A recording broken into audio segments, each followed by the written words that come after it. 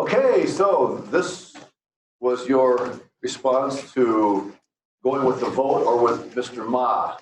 Remember Mr. Ma, a very influential person, but the Robert's Rules of Order was employed in the decision.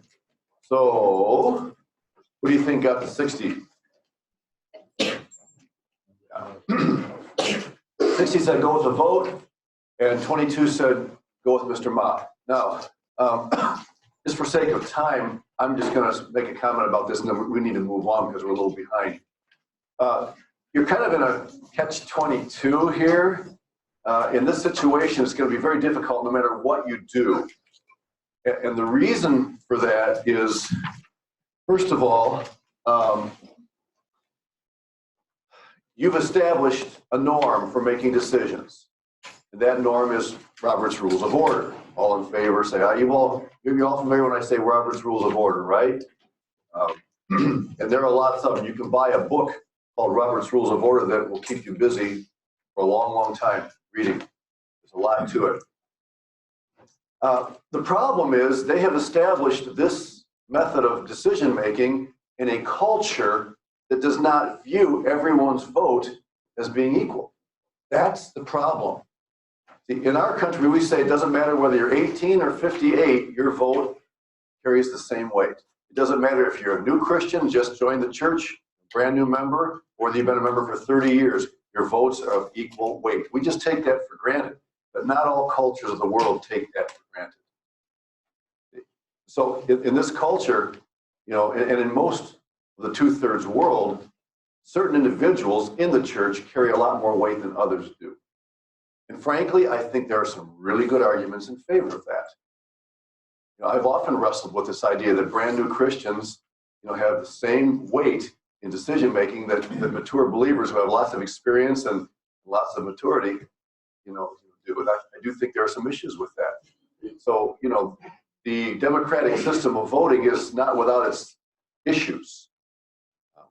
So here's a case where they probably should have thought ahead and talked to people and learned about how the culture views decision making before just walking in and implementing a very democratic, everybody's equal kind of a system, right? And in fact, I have a friend who says if he were teaching guys to be pastors in the future, the first thing he would teach them was throw out Robert's Rules of Order. And there are reasons for that, which I won't go into today, except to say that he made the comment that Robert's Rules of Order was created to manage conflict. So when you start there saying, you know, we're going to manage conflict, you're assuming that in your business meetings there is going to be conflict. and he believes there is a better way to do it. Anyway, that's for another class, another time. But that's the way you voted. So, you know, he is in a difficult situation. What would I do in this situation? I don't know. On the one hand, I don't want to lose face myself by reneging on what I've already decided as a leader that we're going to do, because that would constitute a shameful act, losing face. But on the other hand, I don't want to, you know, discount what has stood in their culture for probably centuries. And so it's probably at the very least going to involve some good discussion, some explanation, some interaction with the people, and perhaps some changes in the way they do things down the road. All right. So that's where we are then. All right. Good. Thank you. We have like about three maybe left to go on these case studies. I'm going to move a little bit quicker, trying to get through.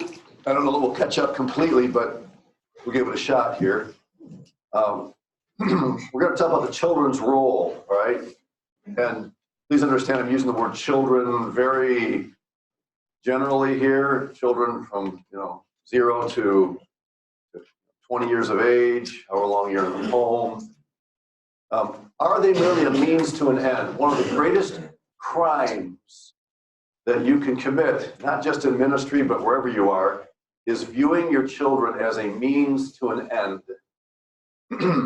Your children will attract people to your church. And so you force them into scenarios that may be uncomfortable for them, but, you know, you're using them to market your church, your ministry, and to attract people. I'm not saying that God doesn't use children, I'm saying that the way you go about it is very important. If your children get the idea that they exist just as ministry tools for you, to have a successful ministry, you're going to have trouble. Be very, very, very careful about that. They are not merely a means to an end. So the right answer to that question is no. Are they excess baggage that gets in their parents' way? And I use the term excess baggage since a lot of missionaries travel and take a lot of stuff with them.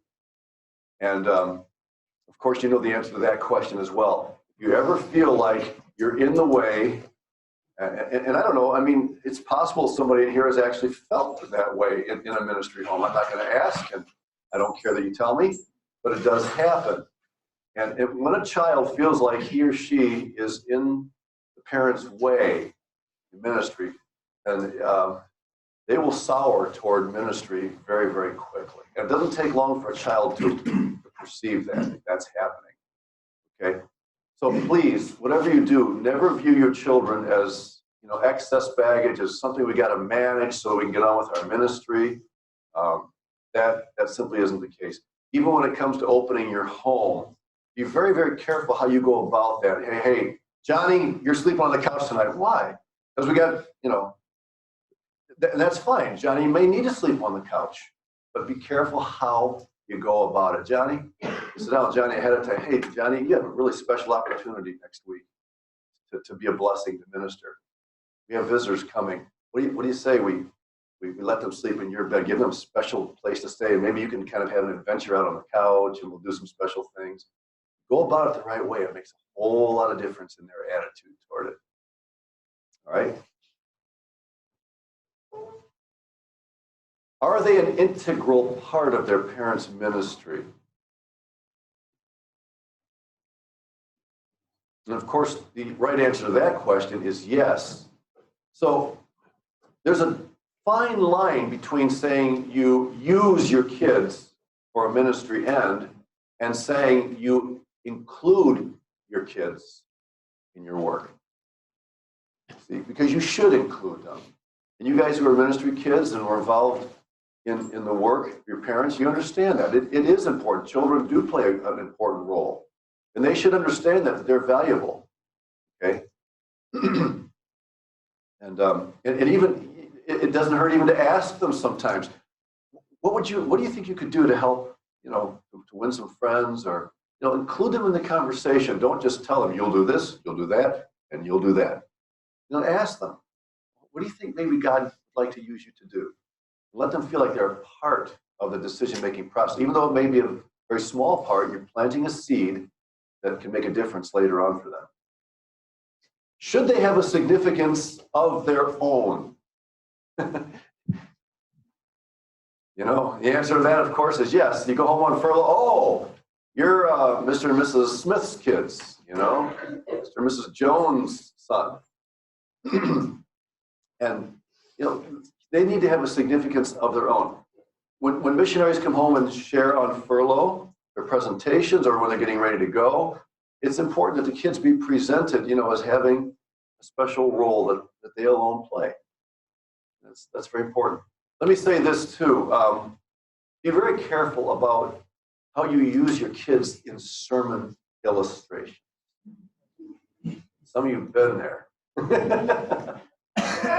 And you just absolutely hate going to church because your parents have already put together the video presentation that they're going to present at all 25 supporting churches. And you're going to be there all 25 times, and you already know what's coming. And every time that part of the video comes or the PowerPoint presentation, you absolutely cringe. Your stomach is tight in knots, and you absolutely detest what's about to happen. So, when you're including your children in illustrations, do it very carefully, and I would say very sparingly. Some missionaries would go as far as to say don't use them at all. And this is true for pastors too. Because what happens is, and you guys know this, when children get used as sermon illustrations, it's normally about something negative, right? Once in a while, then there'll be an illustration that really, but even when it's something that compliments the kids, just the fact that they're being brought front and center can be very embarrassing. And not all kids are the same. Some kids take it well. Some kids enjoy it. Other kids are very, very shy, and they resent that. And they might not even say anything because they know that dad's trying to say this to be helpful and to minister. And they might keep it inside, but it can have some ramifications later on. So be really careful about that. I've done it with my kids. We went back a few weeks ago and watched some old videos that we did for furlough. And you got to remember that we were on the field when video cameras were just starting to come out. Okay, there were these big things, they cost like $1,000. And now, you do it with your phone or whatever. And so everybody was doing it. And there were certain things everybody was doing. And it was perfectly acceptable back then. When we watched a couple of these 2 or 3 weeks ago, I sat there and cringed in my chest. I cannot believe we actually showed this to our churches. But back then, everybody was showing that kind of thing, and nobody thought anything of it. Okay? But now, looking back, I think, oh man, that was everything looks so staged. The kids, you sit here and here, and then when I give you the thumbs up, then you all smile and wave to the camera or something like that. Oh, come on, you got to be kidding me! But everybody was doing that sort of thing, and so it was okay. Things change. Should they be expected to become career missionaries? Now, we all know the answer to this question, including moms and dads, right? The answer is, maybe I shouldn't be quite so quick to jump to that conclusion. The answer should be no. I have 4 children. 2 of them are in ministry, and the other 2 are not. One of them is a software engineer for Hy-Vee out of their Grimes facility, and the other one is just beginning school in construction engineering. 2 in ministry, 2 not in ministry. Let me just say a quick word about this. If we're not careful, very subtly, without even realizing we're doing it, we can prioritize our children based on who goes in ministry and who doesn't. I don't think any parent would stand up and say, yeah, that's the way my kids who are in ministry are better than my kids who aren't. But there are certain vibes that kids sometimes get if they're not going into ministry and one of their siblings is.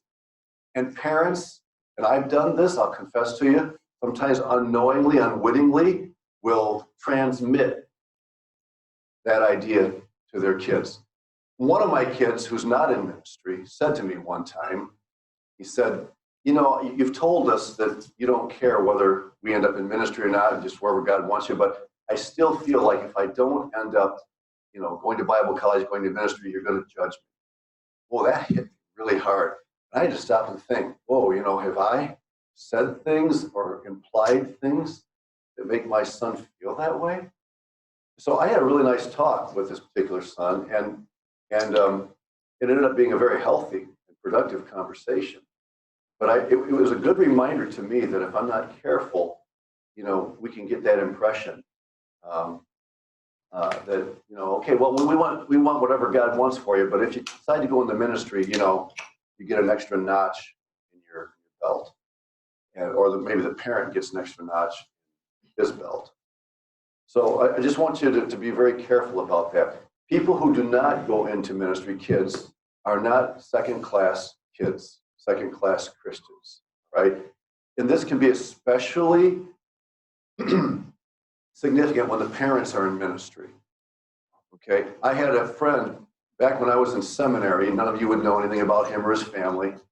And he grew up in a pastor's home. And when he got ready for college, he just did not feel called to ministry. I mean, he was open to what God wanted, but he had building skills. He did a lot of construction type work, and he loved it. And he just didn't feel at all at peace about going into ministry. But his mother, pastor's wife, approached him one day. He says, son, I've been praying all of your life that God would call you into ministry. Imagine the pressure that put on that kid. Now, I'm not against praying that God would call your kids into ministry. Please don't misunderstand me. What bothers me is the pressure, and I believe the uncalled for pressure that put on this kid. He ended up, because of that, going to a Christian college and studying, I think, education, or so I don't remember what but throughout the whole program, he was just he was just wiggling in his seat and just totally out of sorts. And finally, he dropped out of the program, and he ended up going into a building. And his parents, especially his mom, made no bones that they were extremely disappointed in his decision. Look, you have no business trying to determine the call of God on the lives of your children. You have a calling to raise them in the fear of the Lord, to rear them in the fear of the Lord, train them to follow the Lord Jesus Christ.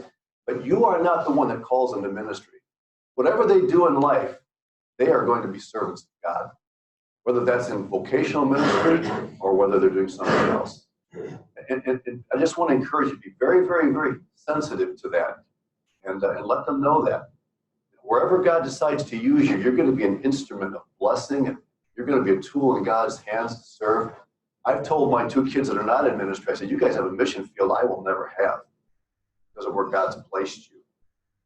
My son, who's a software engineer, works in a software team, and they work together, and he has lots and lots of opportunities just to be a testimony for Christ, those guys. And so again, I'm not trying to say don't pray that your kids will go into ministry. I'm just saying don't just assume that because you're in ministry that they'll automatically follow suit. I know people who are third and fourth generation Christians. Missionaries, in the work of the Lord there, and that's wonderful. Praise the Lord for that. Okay, but I also know people who are missionaries, and none of their kids end up going into ministry. And sometimes there's a tendency for other people to look and say, things must not have gone so well in their ministry. Otherwise, that some of their kids at least would be going back. Be very, very careful about drawing those kinds of conclusions without really knowing the story. Okay? So, word to the wise, something we need to keep in mind. Any questions about that you have? Comments? This is something I feel, especially for some of you who are ministry, kids, pastors' kids, MKs, or whatever. Sometimes that can be an issue. Yeah.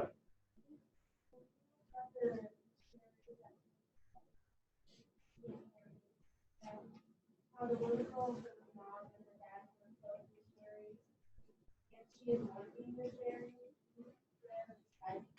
You mean Ida Scudder, the medical we studied? I have no idea. I know that from the reading that there was a certain expectation, but whether that was primarily on the part of her parents or just on the field or supporters, I couldn't tell you.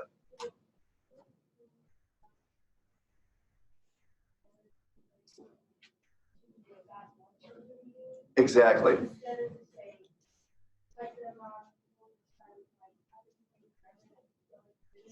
Mm-hmm.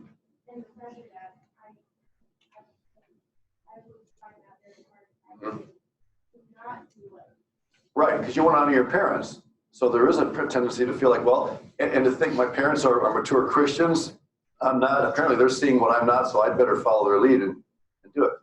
And they may be right. Maybe God will eventually make that clear, but you can't play the role of the Holy Spirit in that. Yes. I'm sorry.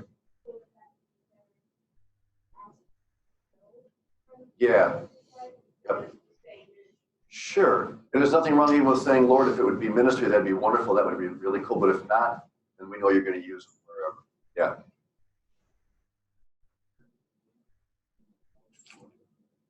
Sure. Yeah. Obviously, the first prayer is that they'll come to Christ. But I'm assuming that the child has come to Christ. Yeah, I'm talking about that. The direction of God for their lives. Yes. Okay. All right. What's the best way to educate MKs? Ooh, okay. Now let me take a little vote here. Not a vote, just a survey. How many of you are homeschooled? How many of you went to a public school? How many of you went to Christian school? That is fairly even. The Christian school, I think, is the lesser of the three, but there's a pretty good balance here, and I like that. I think that represents what I'm going to share with you. My wife and I were like a lot of new parents. We went through 2 or 3 stages.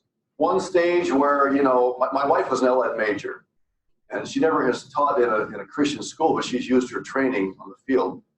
And we went through that phase where it's Christian school or bust. That's God's will, period.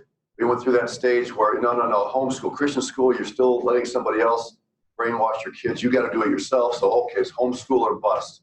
And then, we even came to the point where we thought, wait a minute, why are we pulling our testimony out of the public school? Why are we sheltering our kids and not helping them to deal with life out there, with a good solid foundation at home? It should be public schools, and long story short, in my old age, I kind of came to the place where I felt, and I still feel today, that because I'm still old, I feel like, God uses a variety of ways for parents to oversee the education of their children. In any of those scenarios, the buck stops with mom and dad, okay? You are responsible for your children, but the way that you choose to do that or to include others in that as you oversee the training of your children is going to vary.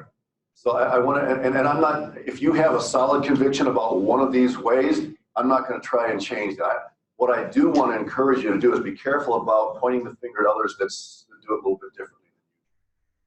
Okay? Because I do think that God uses a variety of ways. There is, in my opinion, no one best way. Frankly, our kids have been involved in all three kinds. Christian school on furloughs, and then when we came back to work here, but also homeschooling on the field and public schools back here as well. So, and they all, look, any form of education is imperfect. You will not find a form of education that fills in all of the blanks. It's just not going to happen. We live in an imperfect world. That's the way it is. There may be multiple options for educating them. I'm just going to run these by. You've heard of most of them. Homeschooling, MK boarding schools. My father-in-law was the director of the Fortaleza Academy in Fortaleza, Brazil for about 15 years. That school is now closed. Most of the missionaries have now moved out of Fortaleza. And in fact, the Brazilian church in Fortaleza is fairly strong now. And missionaries have mostly moved out. But my wife grew up in that school. And when we went back to Brazil as adult missionaries, my wife struggled a little bit because we had decided we were going to homeschool our kids. We lived about 8 hours away from Fortaleza interior. So rather than sending them out and being separated from them, we decided to homeschool. She had the LA degree.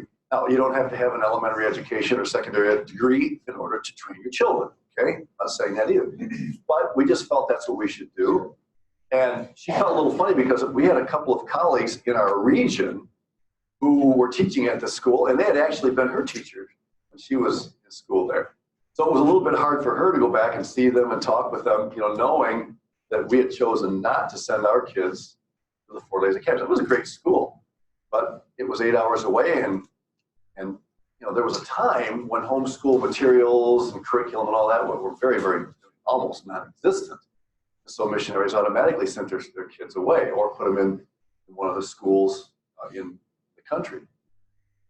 But that's what an MK boarding school is. International boarding schools are for anybody that's a foreigner. They're not Christian in name, but business kids and sometimes missionary kids will go there. It can be PACA in Brazil. I think, isn't that the case? Is PACA in your region or is that down south? I can't.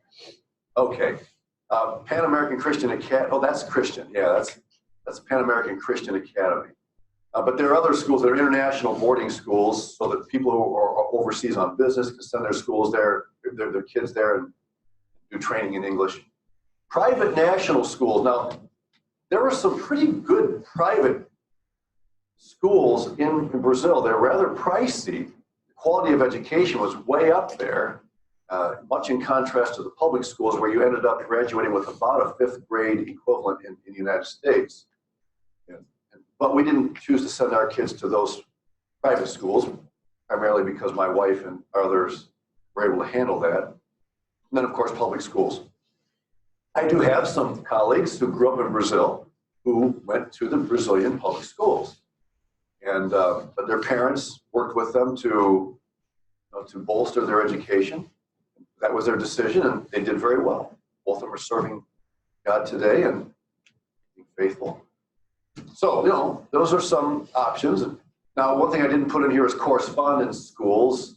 That'd be kind of like the online thing, now, and so, you could add that. I probably should add that in there. What about intercultural dating and marriage? They used to call this interracial marriage. And of course, you and I all know that there's no such thing as interracial because there's only one race, right? But, you know, we get what they're saying. There was a school in the southern part of our country that about a long time ago now, 30, 40 years ago, lost its tax-exempt status in the state because it refused to allow intercultural marriage. And so the state withdrew its tax-exempt status. Now, later on, they changed that rule and that tax exemption was restored. But it was a big deal. Big deal. What about dating and intercultural dating and marriage? Well, it is definitely not prohibited in Scripture.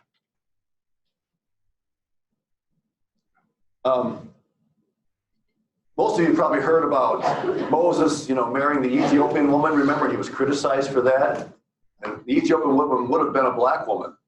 And we make the mistaken judgment that he was criticized because he married somebody who was black. That wasn't the issue at all. The issue was the Ethiopians at that time were actually far more advanced than the Israelites were. They were an elite society. And so the reason he was accused for marrying her is because they thought he was trying to increase his social status by marrying somebody from the Ethiopian community. Yes? Why do some Christians seem to have a problem with this? Well, that's a really good question. Why do some Christians have problems with intercultural marriage? I think one of the reasons is because we are more influenced by evolutionary thinking than we sometimes are willing to admit to ourselves. We have allowed ourselves to be bought into this idea that the white class, the Caucasian class, is dominant. We would never admit that, but those thoughts continue to float around. And I think we need to be careful. That's one reason. Can anybody think of another reason why that may be the case? Yeah. I heard it as like different cultures sometimes they just do like butt heads on some things. So it can be harder. Okay, and I am going to talk about some practical things that enter into the question of intercultural dating and marriage. That would be a practical argument and not one that's founded on the race or the ethnicity itself. Good comment. Yes. Okay.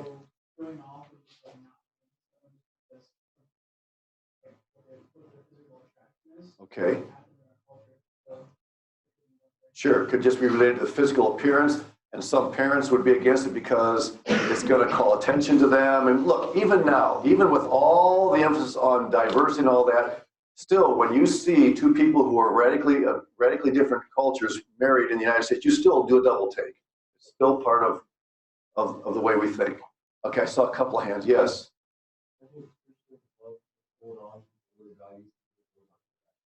We do. It's hard for us to let go of values. Yes.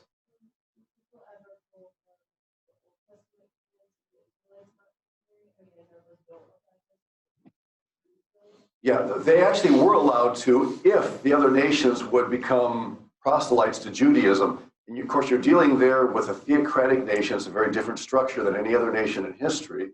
But the reason there was so that they wouldn't be drawn into the idolatry of them, not because they were of different ethnicity. If they embraced Jehovah and the Jewish faith, then they could be married. Yes. Sam, I think first.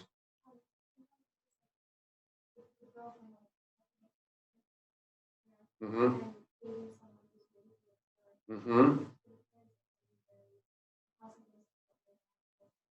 Okay, economic issues. Yeah, my daughter from first world country, economically speaking, marrying somebody from third world country.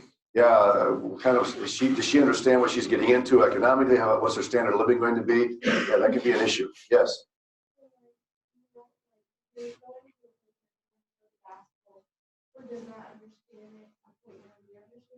Uh-huh.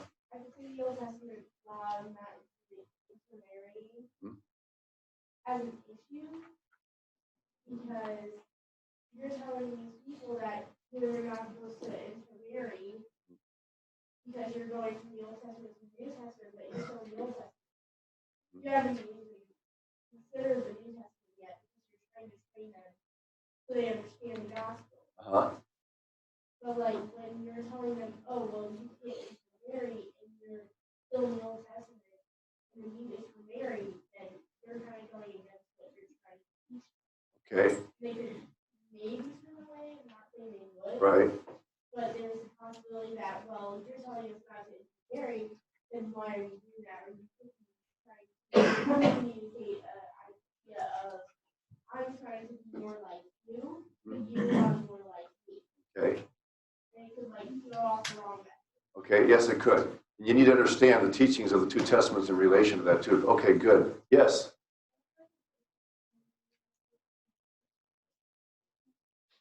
What verses are used in the New Testament to support this argument? Well, can you think of one? I cannot. Jade, you got one in mind? Is that something? Okay. I can't think of any. In fact, the New Testament. Yeah, in fact, this wasn't such a big issue, in the Roman Empire, although there were definitely ethnic distinctions. In the don't think that there's just one Roman culture.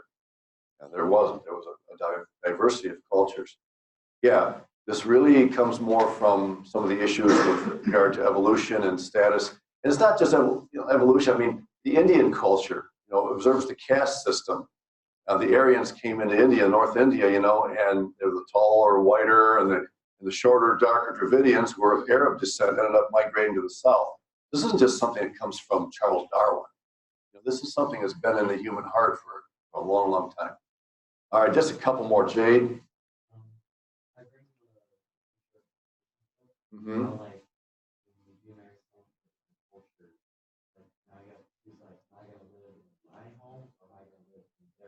Uh-huh.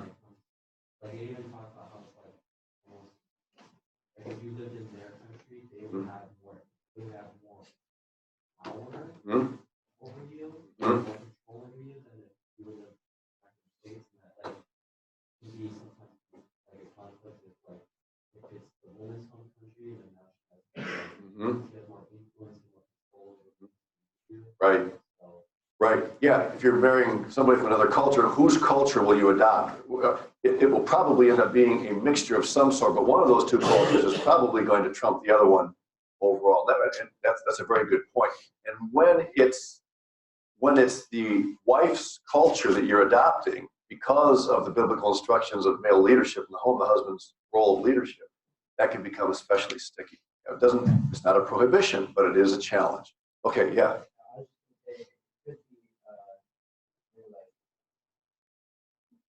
I don't know what I want to use, but because of our character testimony, how the other people around you will be seeing it. Because like if you go into a country and then you marry one of the locals, Yes. In India today, even in the church, people are very cautious about intermarrying from caste to caste. Even though the Bible does not prohibit it, you're right, the stigma is so strong that even among believers, there's a real hesitancy to cross those lines. But one more, then we got to go on. Yeah. Okay. So we've been kind of going through the family class. So one of the things that just popped up in my mind with marriage and other culture is the idea of what you're getting married for. Is it something you're trying to do to help your ministry? Your wife would know the culture better. That's kind of like the wrong way to marry a person for. And that can happen in the States. Doesn't want to be a pastor, just marry somebody so that way you can have that position. Yeah. And whatever. Right. If you're getting married for purely pragmatic reasons, when David Livingstone met his wife, Mary Moffat, he wrote to somebody, she looks sturdy enough, and in other words, I think she can handle the rigors of ministry. So, he grabs her and marries her. And she wasn't as sturdy as he thought and had some real issues. Yeah, that's a good point. To balance that out, I would say to you that if you feel God's leading you to ministry, then it's probably not a wise idea to be dating someone that has absolutely no interest and no inclination. The best scenario I can create is one where the person you're dating says, I'm open to whatever God wants. And I believe if he wants us to develop a relationship, that will play into his leading in my life, and my heart is open to his direction.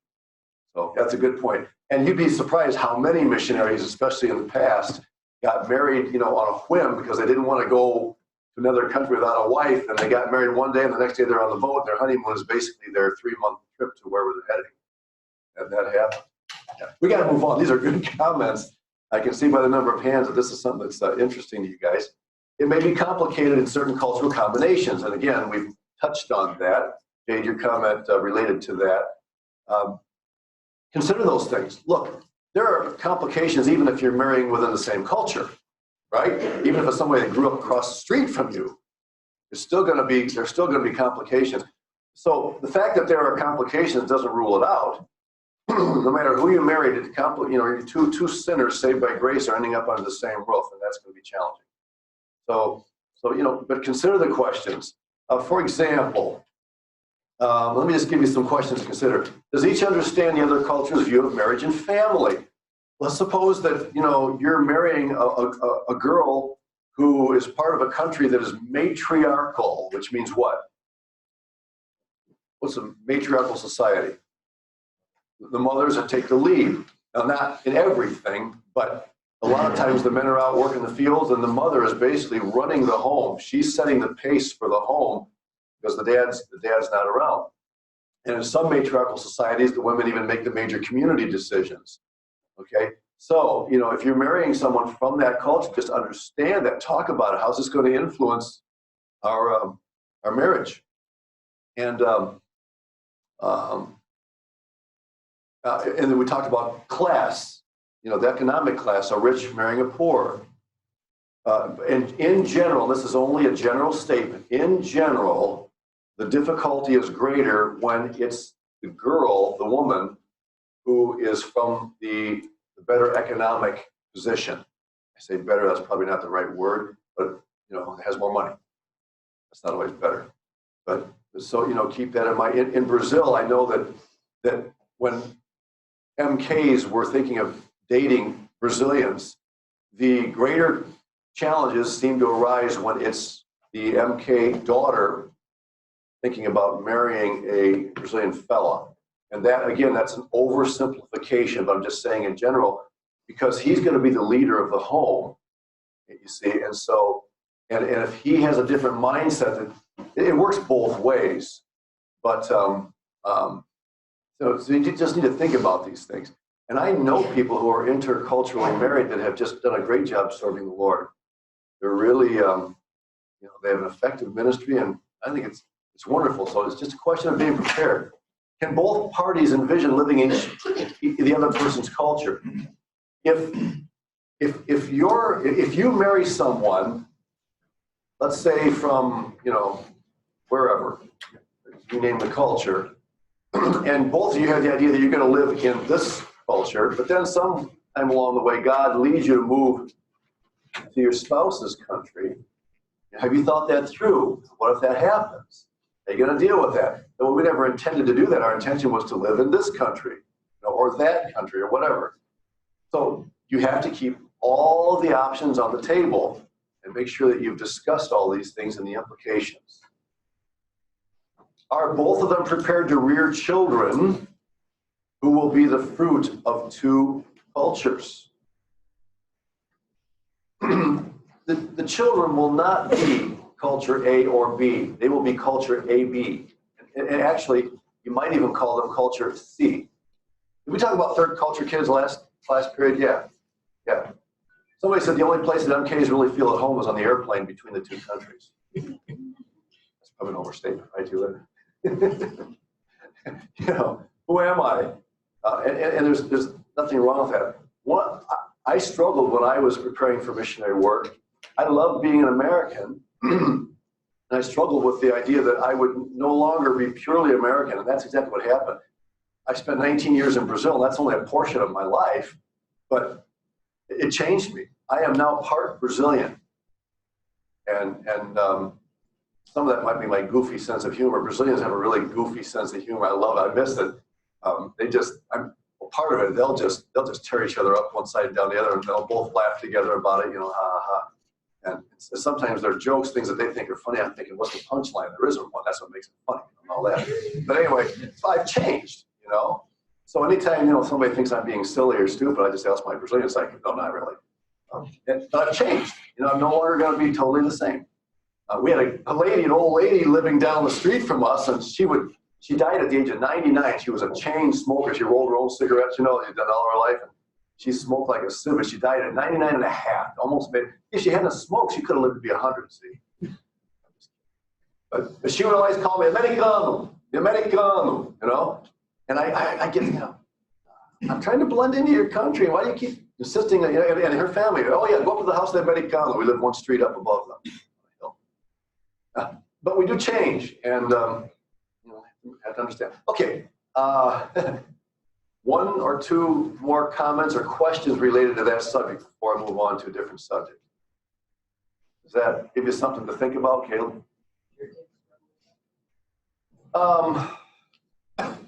You mean with the dating aspect, or? Some, although they were small, they grew up in Brazil. I went at 29. I probably had more trouble than anybody else. So the language and the culture came more naturally to them. Kids that grow up in a bicultural context don't even usually think about it. They don't stop and think, oh, this is different than people back in America. Or, you know, that's just life. They're just used to it as part of their life. And but when it came to dating, they didn't do any serious dating with Brazilians, but they had thought about it, and there were some names that came up, you know, and things. They ended up coming back here and studying in the States, so that didn't materialize. But yeah, we discussed it. Yes? How far are you allowed to adopt a culture, or how much are you allowed to integrate yourself into the culture before it becomes maybe offensive to those who were born into it? That's a really good, deep question. How far you penetrate a culture personally is going to depend on so many factors. Your personality, you know, your background, your circumstances on the field, how much are you involved, you know, in ministry. Some people who live interior tend to adjust more to the culture than some who live in the capital city, where maybe you can be more a Westerner than you would in an interior town. So that's a very complex question. I would say that when it comes to offending the nationals, it's not so much a matter of how much do you adapt to their culture, it's how much do you try to imitate them. There's a difference between adaptation and imitation. Adaptation is a natural process. You become like people for having lived among them, spending time with them. The adaptation takes place. Imitation is a forced idea where you're trying to win people's good favor by acting like them, like almost like theatrical acting, where you're trying to talk like them, and they catch that, and normally they're not impressed by that. But through time, you know, and bonding with them, the adaptation happens naturally. That's healthy. So very complex question, but that's the simple answer to it. Yeah. Okay, yes.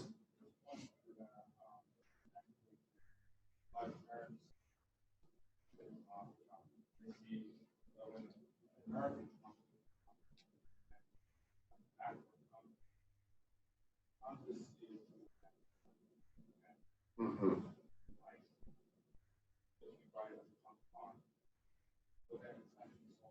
Yes. Hmm?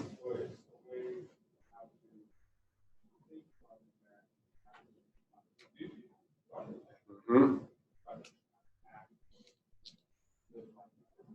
That's really good. Did everybody hear what he said? Y'all, he said, if the Americans come and try to act like the Congolese, you know, imitate them, it's offensive. If you use his words, you buy a junk car just so you can associate with them.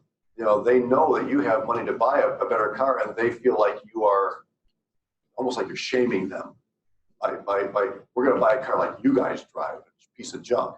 So that is when we were in our third term in Brazil went through an economic shift. That was when the Real came in, the Real plan in 1995, and our buying power dropped 30% overnight.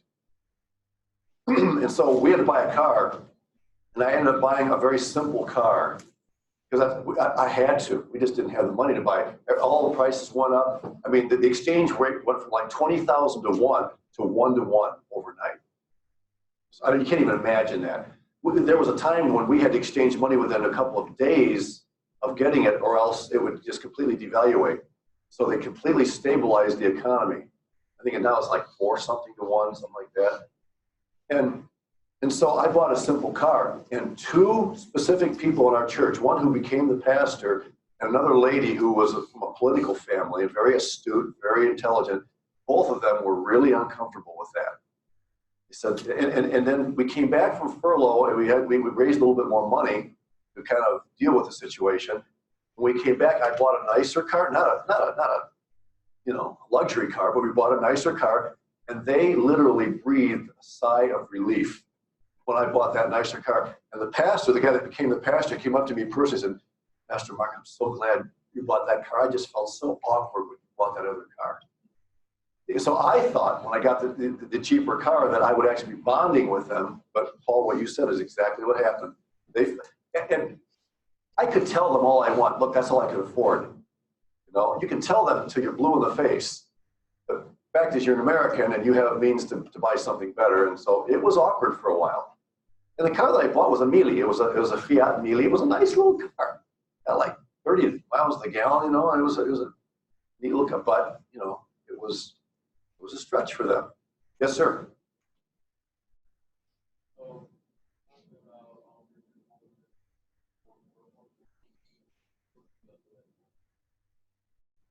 I mean, what if the missionary is going from a poor country like Brazil to Portugal or something like that?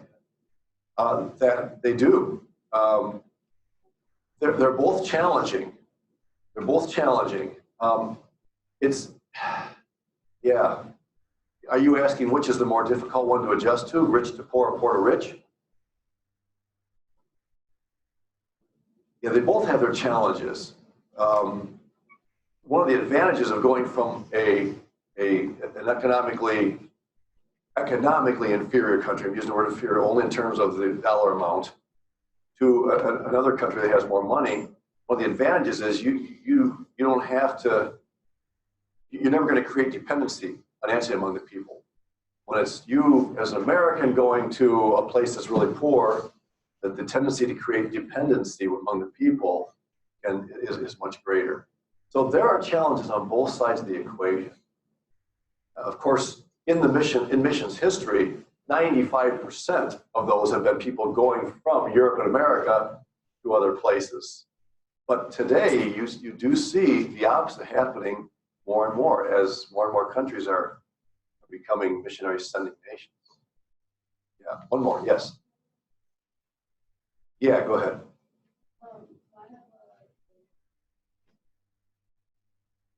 Hmm?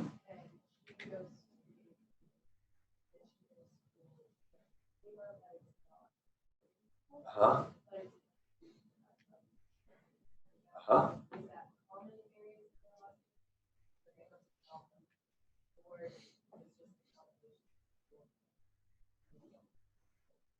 Is that Fetzer Academy by chance? In Lima? Okay, it might be Fetzer. I can't say whether it's more common than the other. You're asking, is it more common for people to come and live there and go to school, or for people who live in the area to just drive there and live off campus? It just varies. I have no statistics to answer the question. Both scenarios work. When my wife was growing up in the MK school, there were people who lived locally, that lived at home and came to school. There were others who would send their kids away from hours away. They'd live in the dorms on campus. So it happens both ways. Yeah. All right, let's move on to the next. These are really good questions. I don't know if I told you this at the beginning of this semester. What I'm trying to do is give you a smattering of everything we talk about in all of our missions classes. So it's kind of a bird's eye view. And so we just can't go as deep as we want. Okay, well, let's talk about money. Why not? Money is lots of fun to talk about. It's even more fun to have it. How many of you absolutely detest the idea of having money? Okay, no, I didn't think anybody raised it. This is one of the most challenging aspects of missionary work and has all too often been the cause of strife and division on the mission field. You have some notes for this, right? Money. Okay. as somebody said, money really isn't the problem, it's the solution, right? That's what you hear. It's not money, it's the love of money, all those cliches you've heard. So who decides? Well, you're an individualistic American, most of you. And so, you want to answer that question. I decide. I'm the one that's, pouring out the blood, sweat, and tears to raise money. So I'm going to decide how I spend my money. Not so fast. If there is no agency involved, like ones we've talked about, the sending church and the missionary work together to arrive at a reasonable amount. How much are you going to raise? And we talked about this last period. A mission agency has a lot of resources and history and experience that can help you know how much money to raise. If the missionary partners with an agency, the agency usually takes the lead in the decision, not because it's usurping authority, but because it has the means to give you a good idea. And you would be wise to listen to them. When possible, the amount is based on the income of missionary colleagues already on the field. Now, you'll find if you're working in a team ministry on the field with other Americans, let's say, or other people of whatever ethnicity you represent, they're not all going to necessarily have the same opinion about standards of living. In fact, I remember we had been renting a house during our first term, and then just before we left on our furlough, we were able to buy a house. We lived in that house for the rest of the time we were in Brazil. And this house was not a mansion. Okay, if I showed you pictures of it, you'd see it. It just wasn't. It would be like a middle-class house, and there were lots of other houses in our neighborhood that were a lot nicer. Remember that in Brazil, we don't have the zoning laws that you have here. There are middle-class neighborhoods, upper-class neighborhoods, but there's a lot more mixture of classes in the same neighborhood because it's more about the wall around your territory than it is what's beyond it. Okay, but anyway, after I bought that house and we started fixing it up, I heard a missionary say this.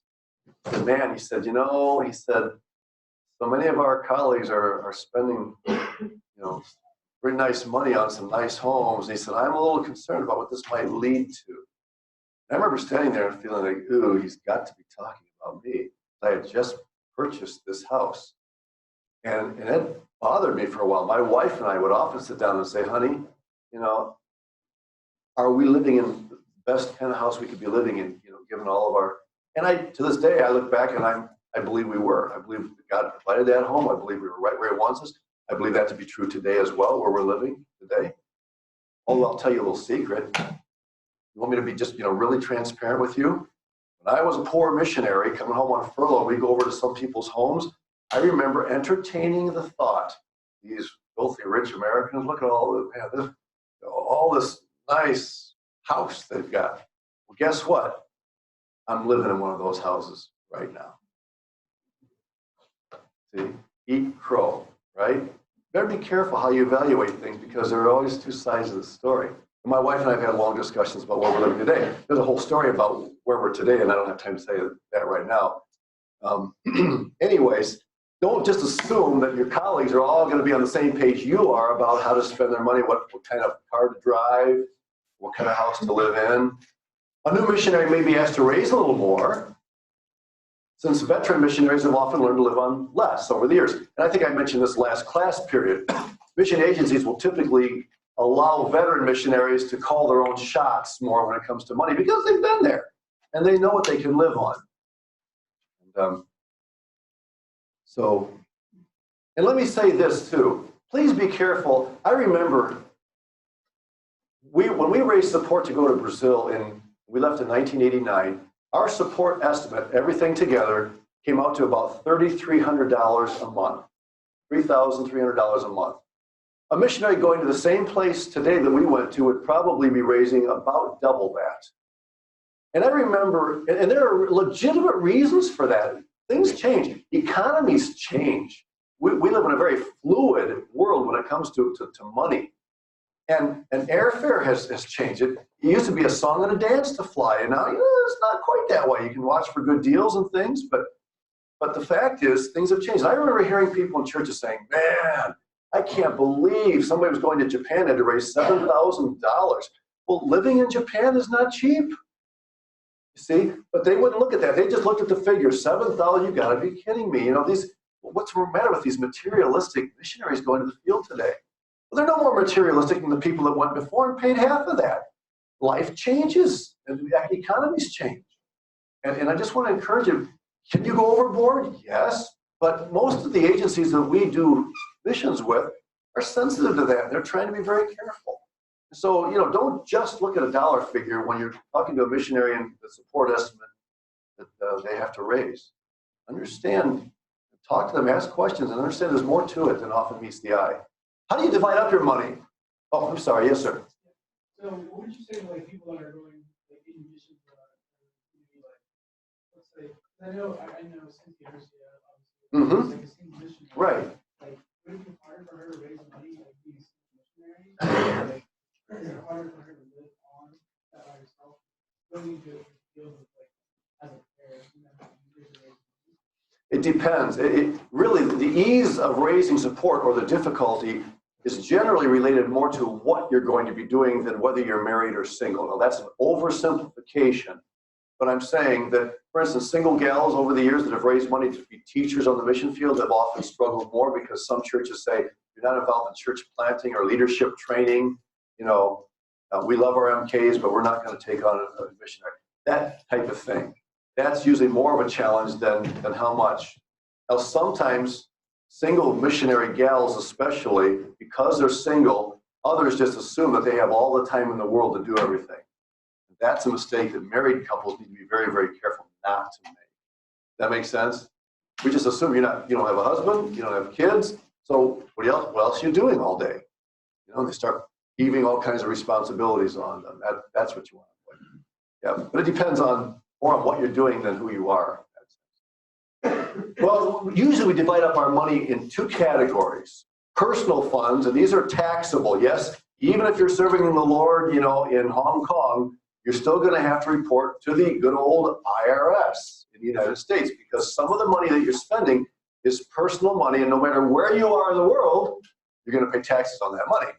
So, insurance, housing and utilities, food and clothing, education, transportation, family vacations, et cetera, you're going to have to report those. Now, in Brazil, we had a really nice situation. They came up with a group that was stationed in Fortaleza, and rather than us sending all of our receipts and things, you know, back to the home office in Cleveland, we could send them up to Fortaleza, and they handled it all right there. And it made life so much easier. I mean, there was a time when you had to take all your little receipts and scan each one of them, you know, and send them in, and some still do that. And it can be, so, okay, is this a personal expense? Or you go to the store and you go to the grocery store, some of the stuff you're buying is for your family, but you're also going to be using some of that food to entertain guests in your home, and how do you divide that up? You have to mark them, you know, and write in what this was for. It can be really, really trying, okay? And so a lot of agencies have worked really hard to develop ways and means to make this a lot easier. Work funds is the other category. Some call it ministry funds. Either one of those terms is fine. These are non-taxable because the IRS considers missionaries to be philanthropic, okay? They're nonprofit, you know, all these terms that do not require taxation. And so these are things like building materials for your church or school or orphanage or whatever, audiovisual equipment, aid to nationals, printed materials, documentation. By the way, if you ever send aid to a national, you are not permitted to specify the name of the individual. IRS regulations do not allow that. So a lot of fields have opened a fund that's just called ministry fund. You send the money to them, and you do not declare it on the check or whatever as, you know, by the name of the person, because that's not allowed. Why not? Well, the IRS is way over my head, so, you know, I'm not even going to try to answer that question. But you can't do that. If the missionary on the field knows what that money is designated for, then they can channel it to the right person once it gets there. Okay? So how do you raise the money? You share your burden with churches and individuals. Please don't try to put churches on guilt trips. How many of you are driving a car that's 19, or I mean, it's 19, that's 2015 or newer. Look at all those hands. Now, you know what kind of cars our people in Brazil are driving? You know what kind of car we're going to be driving? Yeah. Don't you think you can loosen your wallet a little bit, purse strings a little bit, and help us out? Well, that ain't going to get you nowhere fast. In fact, if you came to my church with that kind of a message, I would probably get up and use the restroom and not come back. Don't do that. You're talking about two completely different living scenarios, okay? But share your burden. You know, what is God calling you to do? Why are you going there? Focus on that. Prepare yourself for 2 or 3 year period for this. We talked about this too, and man, I loved it. I didn't like it at the time, but looking back, I grew so much during those 2 years. I wouldn't change that for anything. You remember that raising support is really about raising partners, your people. It's not about pocketbooks, it's about people. These are persons that have spiritual walk. You can interact with them. It's more than just the money. And then I think I quoted Philippians 4:17 to you before. Not that I desire a gift, but I desire fruit that may abound to your account, Paul said. He wanted to see their money become fruitful ministry that would be a blessing to them. And then, please, whatever you do, refuse to commit the unpardonable sin of neglecting to say thank you. If you've ever gone on a missions trip and somebody has given you money toward that missions trip, hey, you may be in jeopardy of losing your salvation if you neglect to say thank you to that person. Kidding, but it's so important. And not just a quick text thanks, but I think, a card, something, that really shows that you've really taken the pains to express your appreciation. How do you spend your money on the field? Fast. You exchange it into the host country's currency. What's currency in the Republic of Congo right now? Do you know what the exchange rate is? Okay. And I think Brazil's 4 point something right now. Yeah. And you deal with all that when you go on a missions trip and so on. You work with your teammates to make decisions about work fund. Well, wait a minute. I raised that money. That's my money. Now, if you go with that attitude and you're in a team ministry, you're going to make some waves. I encourage you not to do that. Look at your money. You've been raising money to help a team do the work that God's called you to do there. If you have a team attitude, when you work with your colleagues, then you'll tend to loosen your grip on that money that you've worked so hard to raise. You're seeing it as a group effort. We're here together trying to do the work of the Lord. And then live within your means. Now, have I been guilty of not living within my means? I would be a bald-faced liar if I told you that I've never done that. I have, and I still struggle with that sometimes. Sometimes my wife has to tug on my shirt and say, honey, we have money to do that? Oh, should we do it? Oh, thanks, honey. You're welcome. Like some coffee? Yes. I have a wonderful wife. She has bailed me out of so many potential pitfalls financially. All right. I just have a few minutes, and I'm just going to start this next one. We're moving right along here. Let me just open up one more. Furlough and reentry. Then we'll finish when we, oops, no, that's not what I want. I mean, that's the right one, but okay, there we go. You already pulled out your 3x5 once today. All right, furlough and reentry. Some call it home assignment.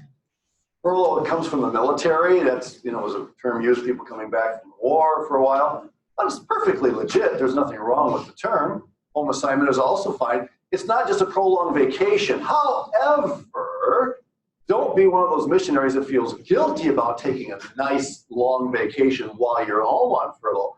That's totally in order. In fact, that may be the thing that your family most needs. Vacation doesn't sound very spiritual. Well, it is. Everything you do in life is spiritual, right? Let's forget about this dichotomy between the spiritual and the secular, the sacred and the secular. Even a vacation is a spiritual exercise because you're renewing yourself physically, emotionally, you're relaxing. But obviously your whole furlough is a vacation, and it's time of ministry to supporters. You're ministering to them. When you get in the car and you go to, those 25 churches that are supporting you, just understand that somehow God is going to use you to minister to those people. And you may never find out in this life how he did that. But I remember I've had people come up to me and say, hey, you don't remember this, but 20 years ago, you were in our church presenting your ministry. And you had no way of knowing this, but God spoke to me like this. And I'll explain something. I'll say, wow, you're right. In fact, I believe, ladies and gentlemen, that when we stand before Jesus someday at the Bema seat, give account for what we've done, yeah, there'll be some shame, there'll be some regrets, but I also believe there's going to be a big, healthy dose of surprises.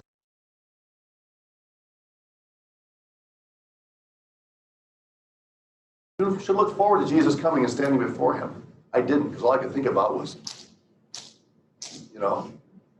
and I'm telling you, I've changed my thinking on that. I believe we're going to stand there, Jesus is going to say, let me show you what I did through you that you had no idea that I was doing. Why is he going to show me that? Because he wants to remind me that it wasn't I who was doing it. And this is one of the things when you go on furlough and you're going into churches and dragging your kids in there and they're tired and they start screaming and you're carrying your kid out in the middle of the service, Daddy, don't beat me, Daddy, don't beat me, as you're walking down the aisle, Keep this in mind. It's a time of sharing with family and friends, plan a reunion, get together, and everybody has a little different scenario when it comes to family, but find ways of getting together and doing some special things. It is a time of refreshment and renewal. Yes, it's no problem to sleep until 9 o'clock. I'm used to getting up at 4:30 in the morning to field. It may be a time of fundraising. Maybe you might have to raise a little bit more if there's an upheaval in the economy or something like that. And you may be doing some continuing education while we're here. Now, with online education, you can do that on the field. But on the field, it's easy to say, oh yeah, I'm going to take such and such a course while I'm working on the field. You get so busy on the field that it's hard. Furlough is a time when you can devote yourself in a concentrated fashion to continuing education. How long should furlough last? Well, there's a chapter in there's not. 4 entities contribute to that decision. Sending church should have a voice in that. The agency should have a voice. You as the missionary and your field. I taught in a school, and so Mark Wilson, my colleague, and I, the 2 Marks, we couldn't take furlough at the same time. He would go on furlough, and he'd ask me to teach a class or 2 of his, and vice versa. So it is important to consult your missionaries that just decide they're going to up and go whenever they want to, usually end up rubbing their colleagues the wrong way. The trend today seems to be more frequent furloughs for shorter periods of time, and that's fine. I do recommend that if you're going to a different culture, the first term be a little more prolonged because it forces you to settle in and to really sink some roots into that culture. Watch out for these reentry symptoms. Reverse culture shock. And of course, we saw this the other day, and you can see that when you're home, again, the same kinds of things happen, perhaps not to the same degree. Those same stages that you went through going to the UK in this case may be true when you come home as well. Your homeland has changed. Yeah, the good old US of A ain't what it used to be, Things have changed. You've changed. No, not me. I'm the same as I always was. No, you're not. Your family and friends have changed. Yeah, even your family. And your friends may not be your best friends anymore. They got new best friends. Well, what happened to me? What's the matter with me? Well, you left. Well, yeah, but people change. Your church has changed. Like I said the other day, you may have got a new pastor or maybe a lot of new members. And, maybe there was a church split. Sometimes missionaries have to come home or your church closed. Things happen. High gear from start to finish. Watch out for that.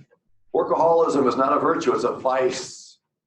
Nothing wrong with being a hard worker, but if you're a workaholic, then there are some deeper issues that you have to deal with. Negativism towards your own country. Don't come home lambasting your country. I've been on the field and I've seen how people live down there, and I'm telling you, we're just a bunch of spoiled brats. Please don't do that, okay? Because people live differently in different cultures. Yes?